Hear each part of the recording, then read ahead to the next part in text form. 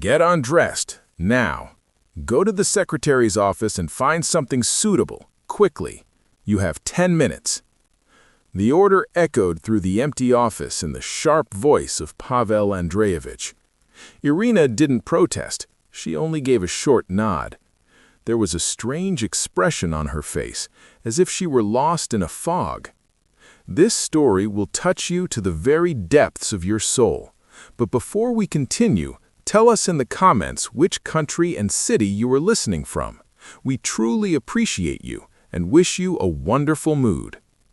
Pavel Andreyevich Strukov, the owner of Strukov Industries, entered his massive business center with the confident stride of a man for whom doors open by themselves. He looked impeccable, an expensive suit, a leather briefcase, and the scent of perfume infused with 1,000 symbols of status. As he stepped into the spacious lobby, he noticed, out of the corner of his eye, the hunched figure of a woman in a gray maintenance uniform. It irritated him. He hadn't expected anyone to be in the office so early. Then he almost stepped onto a wet patch of floor with his perfectly polished shoe. The cleaner barely managed to pull the mop away in time. "Careful, please," she said quietly. "Why are you waving that rag under my feet?" he snapped irritably, barely keeping his balance. He shot her a look full of disgusted surprise and headed toward the elevator, adjusting his cuffs in annoyance. That morning, Pavel Andreyevich had an important meeting, a very important one. He was scheduled to meet investors, Safronov, Nalivkin, and Gelman, longtime partners with whom he had started the business, men as wealthy as he was. But lately, they had been acting strangely. Whispering behind his back, meeting without him more and more often. Pavel suspected trouble was coming. And as if that weren't enough, his striking assistant, Yana, had fallen ill the night before with a fever nearing 40 degrees Celsius. "I'm sorry, Pavel Andreyevich, I can't." The words over the phone sounded like a verdict. There was no time to find a replacement. He stopped near the elevator and suddenly realized he would need some kind of assistant for the meeting, at least to hand out documents and pour water. Time was running out. The meeting would start in 10 minutes. He turned around. His gaze landed on the cleaner, still standing by the wall with the mop pressed to her chest. "How long have you been working here?" he asked unexpectedly. "Since last year," she replied. "What's your name?" "Irina." "Can you behave discreetly, speak clearly, and not interfere where you're not asked?" "I think so. I work with people every day." "Come with me. You'll sit in on the meeting. Don't draw attention, just pour water. Nothing else will be required of you." Then he looked her over with visible disdain. "And one more thing. Get yourself together. Wash your face, change into something decent.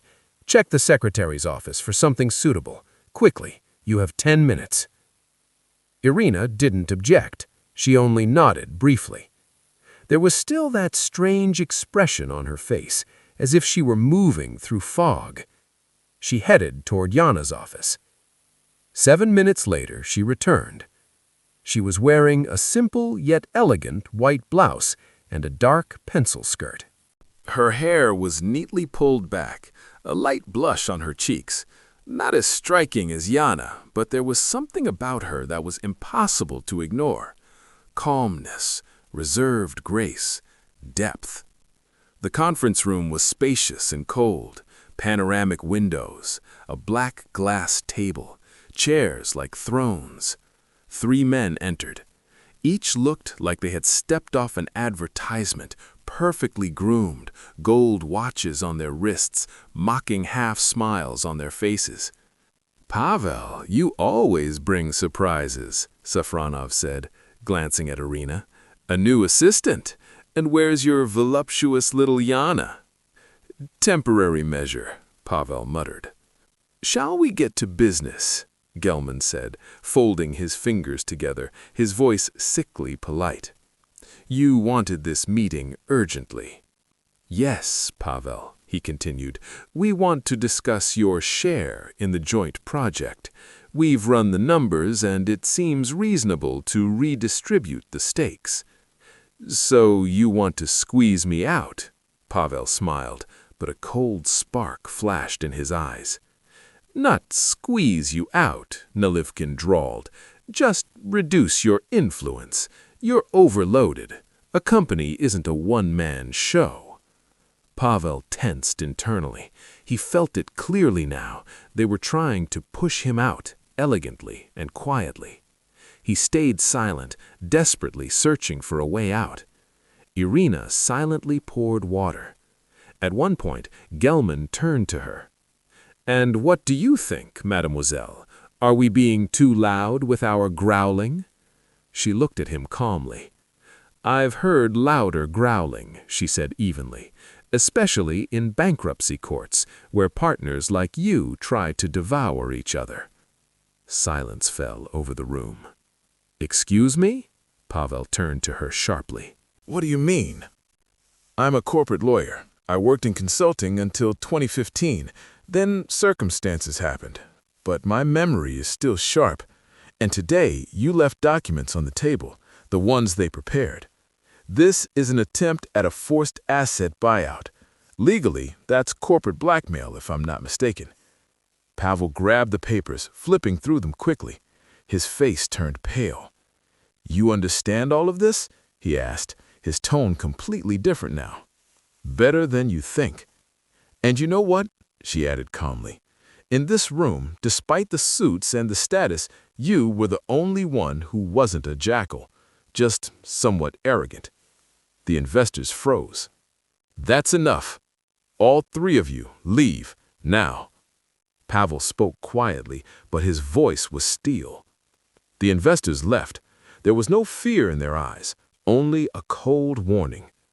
Safronov paused at the door and threw over his shoulder. We'll talk again, Pavel.